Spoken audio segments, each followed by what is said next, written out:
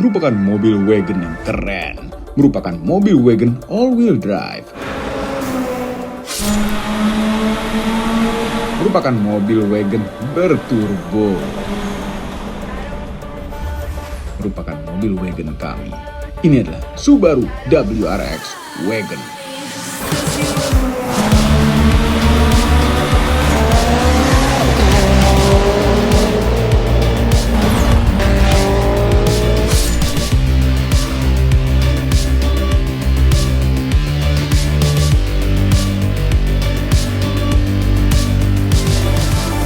Halo YouTube, selamat datang di channel Motomobi. Yes, ini adalah Subaru termahal saat ini yang dijual di Indonesia. Memang selisihnya tidak jauh-jauh amat dengan harga-harga di bawahnya. Subaru WRX ada 4 tipe. Sedan, tipe murah dan mahal, dan wagon, tipe murah dan mahal. Yang kita review ini adalah wagon yang mahal, tipe TS Eyesight. TS itu adalah Tuned by STI, yang kepanjangannya bukan suami takut istri, tapi Subaru Technica International, merupakan bagian kencangnya dari Subaru. Sebelum kami lanjutkan video ini, kita isi dulu bensinnya dengan Pertamax Turbo, bahan bakar paling tepat untuk mesin WRX, ron tinggi, paling bagus untuk mobil berturbo. Selain bisa merawat mesin, performanya juga optimal dan sempurna, sehingga review bisa berjalan lancar.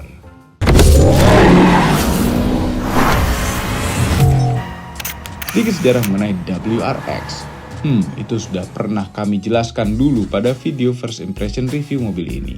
Maka sejarah yang kami bahas pada video ini adalah sejarah tentang WRX Wagon, atau ada nama lain yaitu Le Fork. Dulu masih ada istilah Le Fork. Jadi apa bedanya Le Fork dengan WRX Wagon? Ternyata sama saja. Ya, biasanya nama Le Fork lebih dikenal di luar Jepang atau versi ekspor daripada Subaru yang berbentuk wagon. Atau biasanya Le Fork mempunyai mesin yang spesifikasinya lebih pelan daripada Subaru Wagonnya. Menurut sejarahnya, Subaru yang berformat station wagon ada beberapa nama, seperti Subaru Outback yang bentuknya memang wagon, namun sedikit lebih tinggi hingga sekarang menjadi crossover wagon. Kemudian ada Subaru Legacy yang memang bentuknya station wagon. Kemudian ada Subaru Leone Wagon di generasi kedua. Dan Subaru Forester yang awalnya memang berformat station wagon crossover juga. Namun kali ini yang kami bahas adalah station wagon yang paling kencang dari semua Subaru. Yes, ini beda karena walaupun station wagon namun punya ruh dari Impreza. Ada title WRX pula dan juga STI. WRX wagon yang kencang namun punya kepraktisan seperti mobil keluarga. Ternyata wagon kencang ini sudah ada sejak generasi pertama. Ya, di masa-masa Subaru Impreza itu belum berpisah namanya dengan Subaru WRX. WRX Wagon ini muncul tahun 92. Mukanya mirip versi sedannya, namun belakangnya memang wagon. Kemudian pada generasi kedua muncul juga Subaru Impreza WRX Wagon di tahun 2000-an. Secara resmi, Subaru Impreza WRX berformat wagon hanya muncul di generasi 1 dan 2 saja, karena generasi Impreza berikutnya menghilangkan format wagonnya, diganti dengan versi hatchback. Setelah lama menghilang, tiba-tiba nama Impreza dan WRX berpisah, sehingga Subaru WRX Wagon muncul kembali di tahun 2014 dan mengukuhkan dirinya sebagai Subaru WRX Wagon generasi pertama. Dan ya, yang punya kami ini adalah Subaru WRX Wagon generasi kedua yang muncul di tahun 2021 dengan nama Subaru WRX Wagon TS Eyesight. Ya, namanya panjang. Apakah cocok dengan harga sedikit di atas 1 miliar? Nonton video ini sampai habis. Bagaimana menurut Anda? Silahkan komentar dan jangan lupa tekan tombol jempol ke atas. Subscribe channel Motomobi apabila belum. Dari luar tentu jelas ganteng wagonnya daripada sedannya yang aneh dengan over fender hitam itu. Tapi kenapa wagon dianggap keren di Indonesia? Karena langka. Yes. Kenapa langka? Karena banyak orang Indonesia tidak mau memilih wagon. Ya itu sebabnya makanya APM pada malas ngejual wagon. Untung Subaru mau ngejual wagon dan mudah-mudahan tetap langka. Jadi jangan banyak-banyak yang beli ini, belinya yang sedan aja biar yang wagon tuh tetap langka. Tapi ya tetap keren. Wagon itu tidak pernah salah. Bahkan Mazda Fantren itu lama-lama bisa jadi keren. Enggak sih. Melihat keseluruhan Subaru ini, andai berdesain sedikit lebih pipih, pasti lebih keren lagi. Ya tebal karena mobil ini maksimalkan ruangan di dalam. Jadi betul tebal, headroomnya lega, dan segala-galanya lega. Dan mobil ini panjangnya juga masih oke. Kita ukur. 4.755 mm. Kan panjangnya masih oke, nggak sampai 5 meter, masih jauh di bawah 5 meter. Tapi udah cukup panjang dan seksi. Wheelbase-nya 2670 mm. Jadi kalau secara panjang ini lebih panjang sekitar 7 sentian dibandingkan dengan yang sedan. Wheelbase-nya malah lebih pendek 5 mm dibanding dengan yang sedan. Aneh ya, padahal mobilnya sama, bisa beda-beda begitu. Dari milimeter sampai milimeter kami suka dengan bentuknya. Kami suka moncong khas Subarunya yang lebih klasik. Kami suka air scoop khas WRX-nya. Kami suka buntut wagonnya. Ya ada beberapa hal yang kami tidak terlalu suka. Misalnya ini lampunya ada seperti beleknya di sini. Ya kenapa full lampu aja sekalian? Tapi nggak apa-apa. Desain harus dilucu-lucuin kalau suatu desain itu biar jadi eye catching. Kemudian kami tidak suka velgnya. Kami justru lebih suka velg yang ada di singleton yang di sedannya WRX. Hitam semua gitu loh. Bagus. Kami tidak suka nggak ada sunroofnya.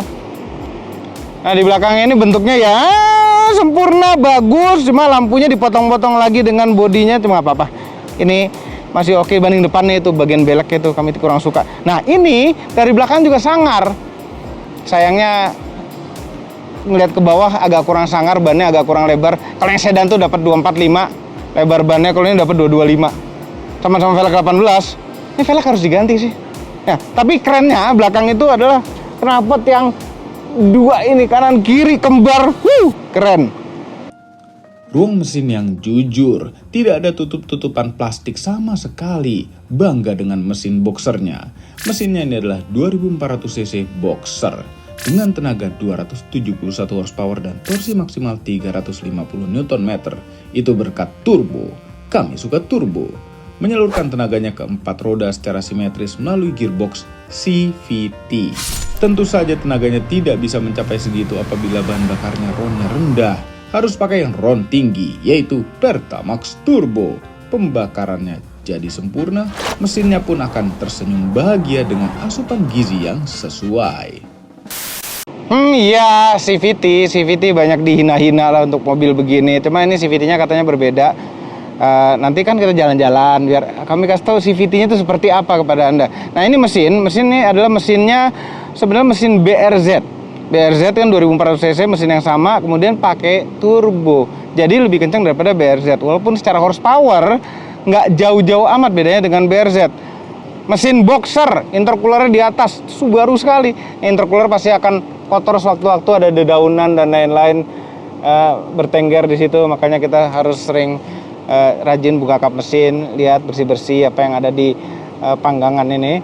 Dan kami baru sadar bahwa rem yang dipakai itu adalah rem elektrik. Jadi ini servonya itu elektrik, tidak memakai vakum dari mesin untuk membantu ngerem. Di sini agak kayak kurang rapi begitu loh ngelihatnya. Silen deh ini. Ya apapun build quality-nya, ini udah build quality yang maksimal dan harus kita terima karena ini CBU Japan. Mesin ini bisa membawa wagon keren ini dari 0 ke 100 km per jam dalam 6,2 detik saja. Itu katanya Subaru. Nanti kita coba. Makanya jangan tutup videonya. Ya coba nih, apakah kayak di Hyundai Kia? Kalau kita diam di sini sambil ngantongin kunci, apakah dia yang buka? Enggak tuh, kurang jauh ya? Coba muterin mobil. Apa tadi udah kepencet ternyata? Kepencet kali tadi ya? Oh ya, kuncinya tuh seperti ini. Ini kami sudah pakaiin gantungan kunci. Ini gantungan kuncinya beli di Jepang. waktu belum terima mobil ini kan. Ternyata pas terima mobil ini dikasih gantungan kunci yang sama. Ini bagasinya lega ya. Lega, stick golf bisa tumpuk-tumpuk banyak di sini. Wagon kan praktis. Ya, kepraktisan tuh dibutuhkan keluarga.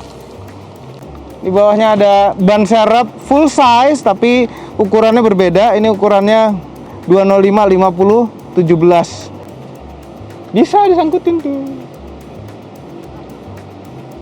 Ya. Terus kalau mau menghemat AC di ruang kabin bisa kita tutup, dan ini buat keamanan juga, kita naruh barang di bagasi kita tutup nggak kelihatan dari luar. Ini juga bisa kita copot-copot dividernya. Nah kalau mau ngelipet jok, ini masih kurang lega lagi, bisa langsung dari belakang, toeng, toeng, tere. Ini kalau joknya lagi dilipet, ngelihat dari luar, iya kayak skrull bar jadinya. Padahal divider doang gara-gara ini warna aluminium gitu. Bagus ya, rata lantai. Enaknya power tailgate. Halus lagi suaranya. Halus. Kita ke belakang. Ya. Turunnya sih ngeper. Spring loaded, naikinnya manual. Nah, ini jok belakangnya. Kami suka sekali jok belakangnya karena bisa di recline. Ini posisi tegaknya pun masih oke. Terus kita bisa tidurin sampai segini. Enak kan? Ampres. Heran. Ada 2 buah cup holder. Oke, jarak dengkul dengan jok depan udah pernah dibahas. Lega ya, ini posisi nyetir kami, tinggi kami 174. Headroomnya lega juga. Oh shit bar. Tapi kami tidak suka ini. Ada karbon-karbonan palsu, dikelilingi karbon-karbonan palsu di tiap door trim. Ada AC belakang yang blowernya dapat dari depan. 2 buah colokan USB biasa, bukan USB-C. Kantong-kantong kanan kiri ada. Kantong pintu bisa naruh botol. Ini juga bisa naruh sesuatu seperti handphone. Jendelanya auto up and down. Kita itu aja belakangnya. Yang penting duduknya lega dan nyaman. Kita ke depan.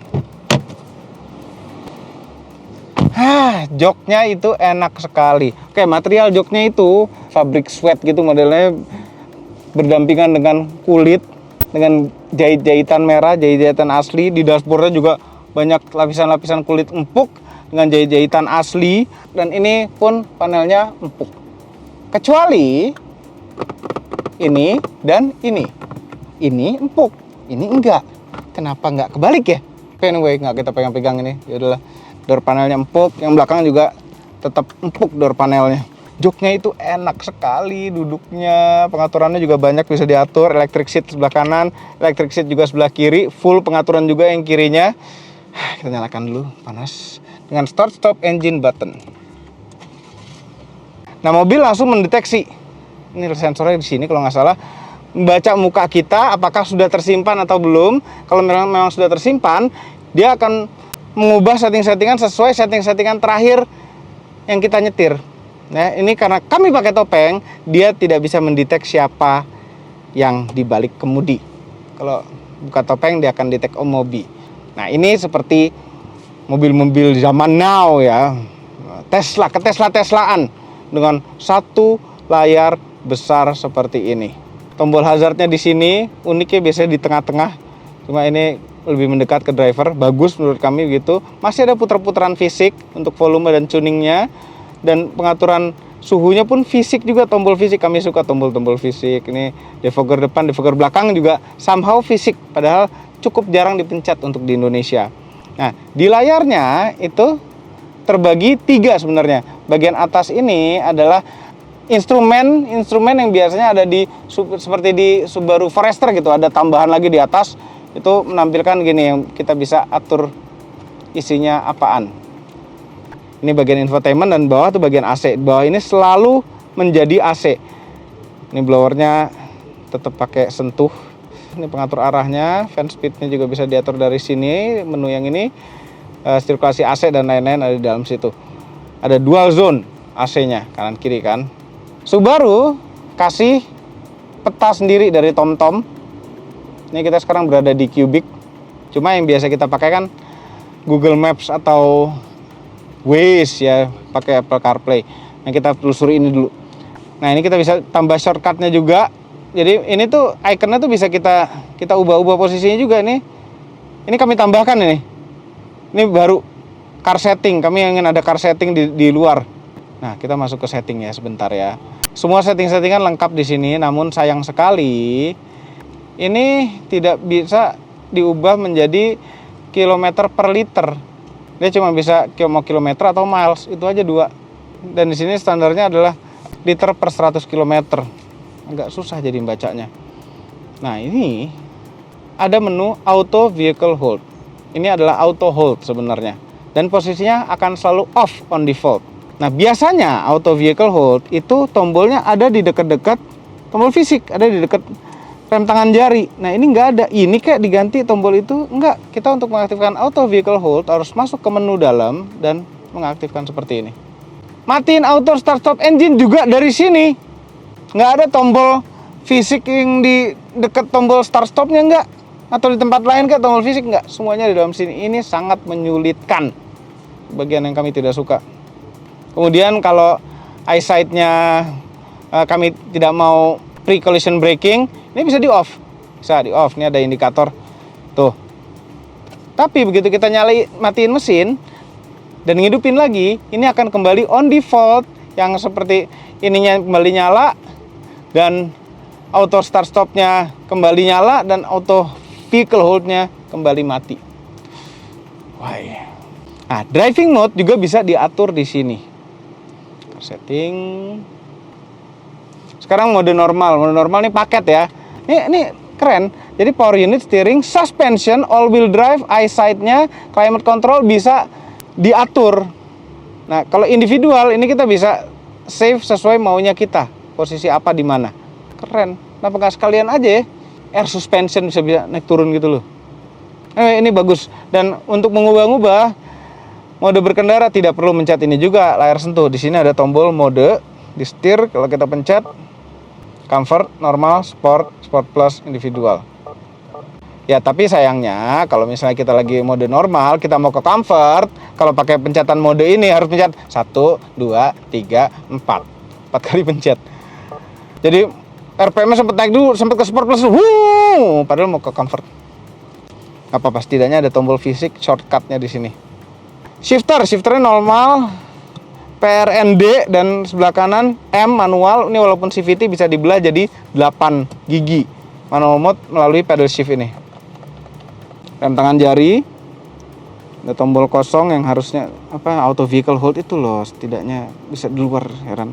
Setirnya itu bagus, lapis kulitnya bagus, dengan red stitching juga bagus. Di bawah ini ada STI. Nah, ini kan tipe yang TS, tune by STI gitu. Jadi setir STI. Joknya yang enak ini STI juga, tulisan STI, suami takut istri. Knalpotnya STI walaupun bunyinya sama aja. Jempol kiri untuk urusan audio dan telepon. Jempol kanan untuk urusan adaptive cruise control. Nah, speed limit juga kita bisa atur mau limit atau speed limit atau cruise control. Belakang pedal shift. Nah, ini sebelah kiri wiper, ada autonya, wipernya, dan untuk kontrol wiper belakang juga di sini. Sebelah kanan ini untuk urusan lampu, ada fog lamp depan belakang juga. Tapi ini sennya seperti BMW zaman dulu. Jadi dia akan balik lagi ke tengah posisinya.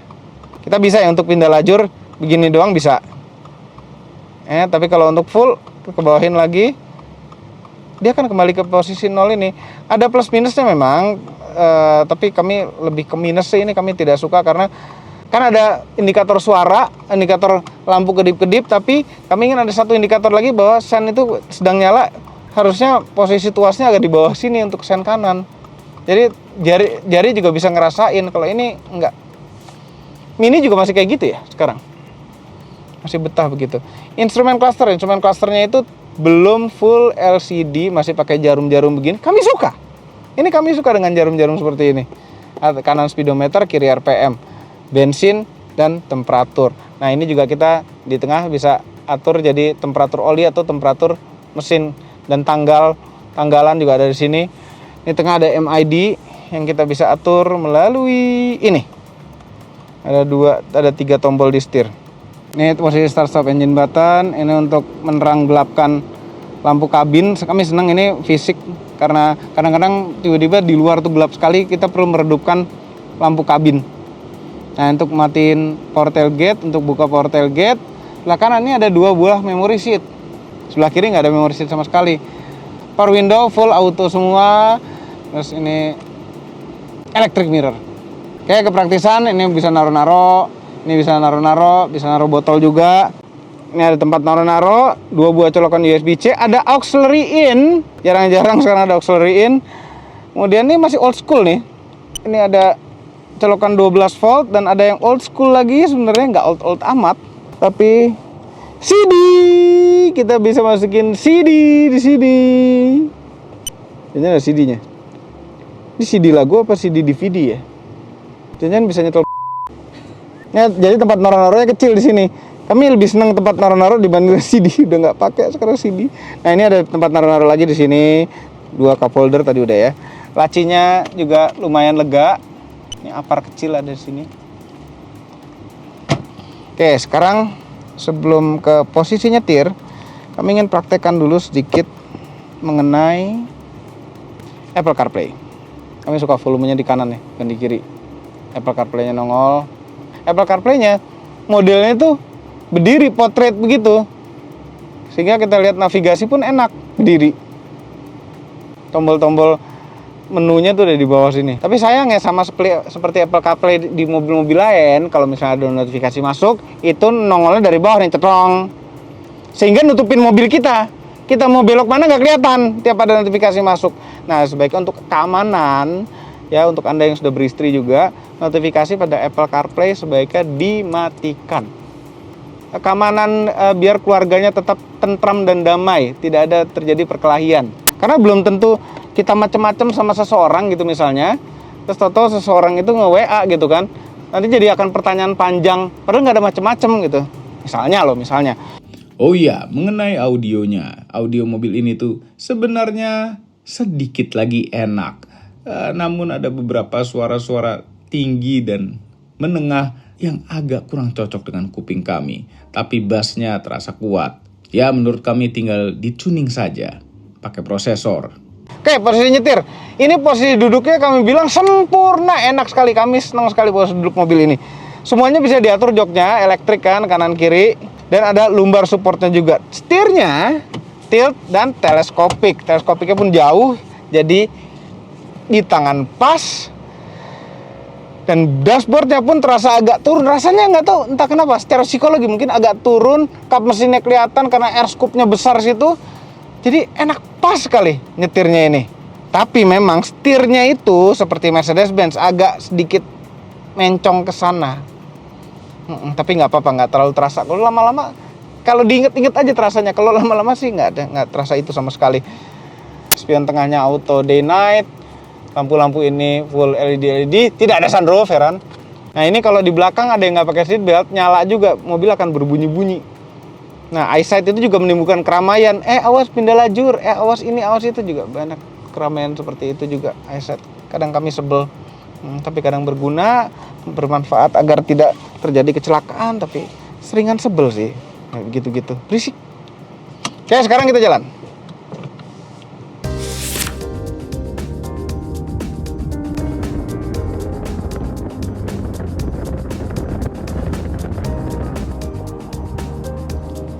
Akhirnya nyetir juga. Jadi sebelum mobil ini terdeliver ke kami belum pernah merasakan. Kalau Bung Fitra udah ngerasain kan, udah nyobain yang sedan dan yang wagon. Nah, akhirnya sekarang nyobain langsung setelah mobilnya dimiliki. Ekspektasi kami tadinya internal combustion lagi deh nih. Keren sih mobilnya. Kalau Bung Fitra tuh udah nyobain yang wagon dan yang sedan itu kami nggak sempet datang. Tapi ya kami senengnya surprise seperti ini. Belum ngerasain, belum test drive, belum apa, beli, nyampe langsung nyobain. Surprise.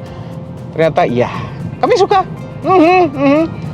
Ini platformnya itu sama seperti saudara-saudara Subaru lainnya, yaitu Subaru Global Platform. Salah lagi sennya. Subaru Global Platform. Jadi rasa-rasanya tuh ada mirip-miripnya sama saudara-saudaranya seperti Forester. Cuma ini empuk. Nah, suspensinya ini tidak seperti yang ada di sedan yang di Bung Fitra itu, karena itu basic sekali ya, keras sekali. Kalau ini empuk sekali. Bahkan kalau misalnya kita set di yang paling keras pun, itu suspensinya masih lebih keras WRX sedannya Bung Fitra. Nah, ini memang perbedaan antara settingan suspensi yang keras dan yang empuk lumayan jauh ya. Nyaman tapi terasa kayak bannya keras gitu. Dan sayang kekedapannya mobil ini kurang. Itu suara truk masih agak lumayan masuk, dan suara roda kita sendiri yang berputar lumayan masuk juga, entah itu masalah kekedapan atau masalah di bannya. Tapi ini semua suara-suara tuh cukup masuk. Sayang sekali. Jalan-jalan jelek di TB Simatupang. Nggak jelek sih, ini udah dibenerin, tadinya lebih jelek lagi. Dan setelah dibenerin masih ada gendel-gendelnya juga. Tapi nyaman aja dengan ini. Ya sayang aja suaranya tuh masuk. Ini kalau kita beralih ke suara dari GoPro misalnya. Nih, pindah ke GoPro suaranya. Ini kita lari 60 sekarang. Kedengeran kan?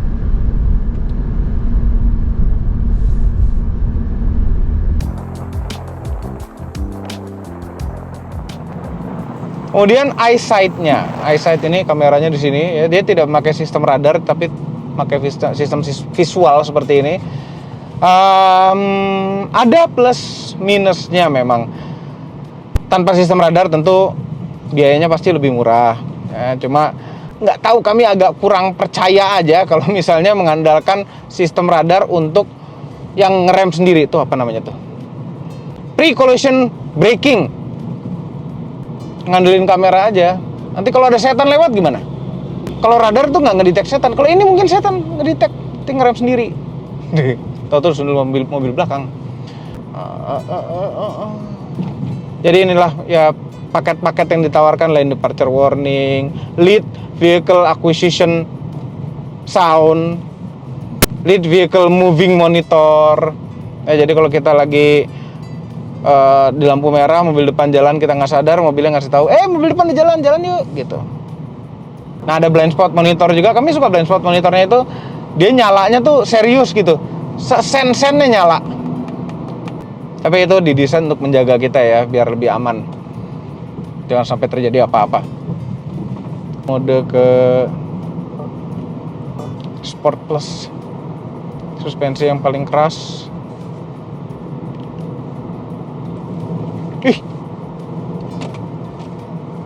Stabil, enak. Apalagi pas belok itu joknya ini kan enak banget ya.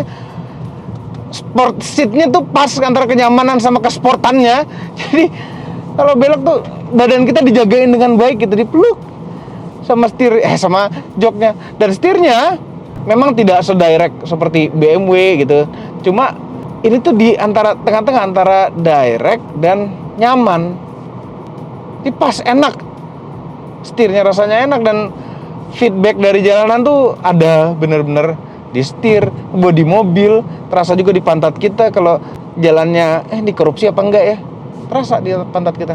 Suspensinya itu empuk tapi ada kakunya sedikit. Bantingan halusnya kaku, tapi kalau melahap polisi tidur empuk sekali.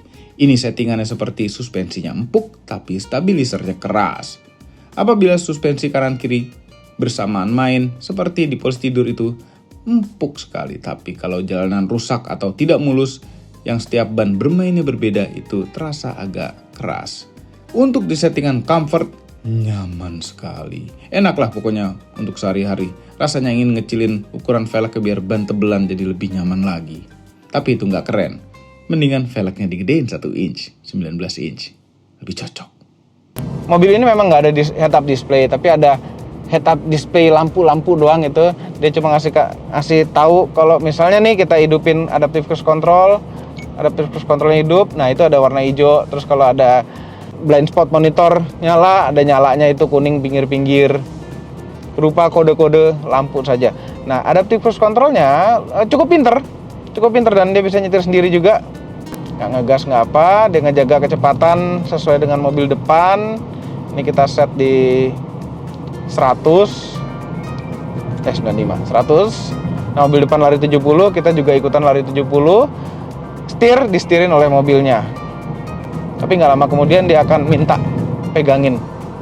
Kita ganti modenya ke comfort dulu. Tuh, tapi nggak lama kemudian keep hands on steering wheel. Nah, konsepnya keep hands on steering wheel itu kalau kita pegang gini aja nggak ngaruh. Dia tetap akan minta terus. Kecuali kalau kita goyangin dikit. Ya kan? Nah, itu dia problemnya menurut kami. Kita harus goyangin. Kalau misalnya kita harus terus-menerus goyang-goyangin setir, jadi nggak ada gunanya dong sistem begini.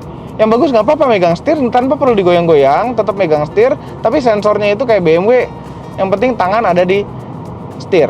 Dia udah ngerasa gitu, mobilnya tidak akan minta pegang setir. Nah ini ya, kami megang setir nih. Kami megang setir tanpa ada intervensi, tanpa ada ngasih beban sedikit pun, lama-lama dia akan minta untuk pegangin. Tuh kan, keep hands on steering wheel. I am keeping my hands on steering wheel. Remnya rasanya itu halus ya, pakem dia. Kita injek habis, pakem. Cuma halus, kita injek dikit-dikit tuh masih bisa ngerem, nggak sensitif. Nah ini bisa untuk nyetir nyaman hari-hari, lebih enak nyetir nyaman hari-hari dengan rem yang halus tapi pakem.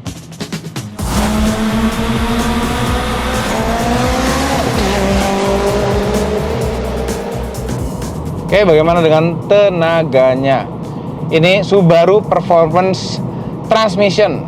Ya, CVT-nya disebut seperti itu. Tapi bukan hanya sekedar nama ternyata. Ini kalau kita turunin gigi nih, kita minus-minus nih. Ngoper giginya tuh cepet sekali, lihat nih. Tuh, cepet sekali. Nggak tahu komputer memprogram RPM-nya biar duluan jarumnya, baru aktualnya, tapi kenyataannya juga cepet. Ini dia udah standby di RPM 2500, kita bejek.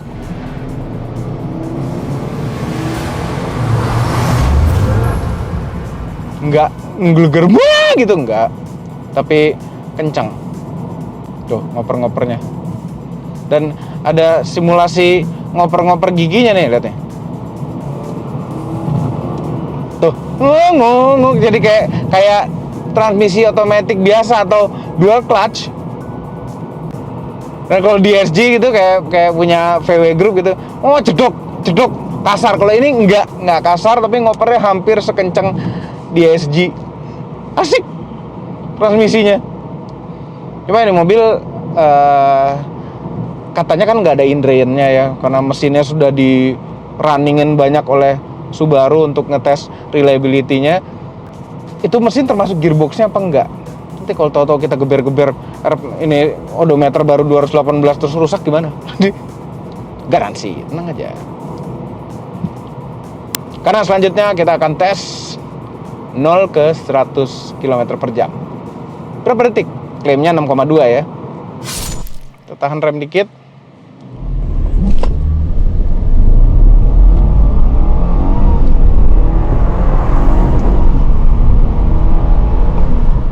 .11. Kasihan gearboxnya.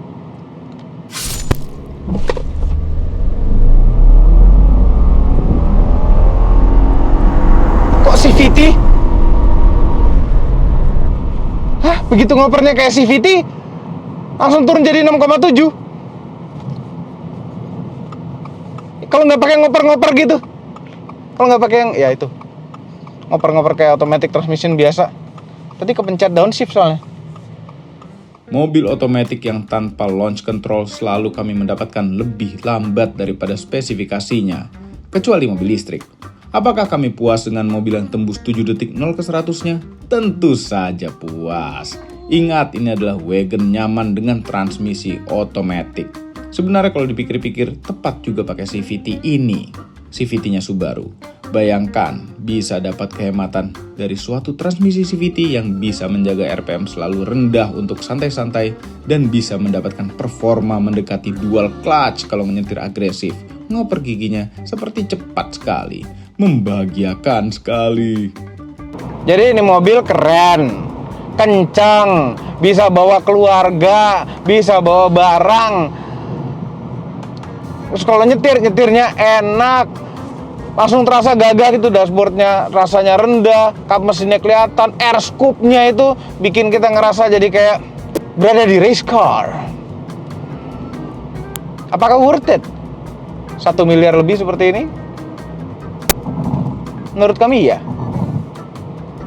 Overall nyetirnya, ya ini mobil tidak terasa mewah sebenarnya, tapi ke arah fun. Rasanya itu Jepang sekali, raw Jepang. Menyenangkan tapi tidak menyenangkan seperti biasa yang Anda temukan pada mobil Eropa.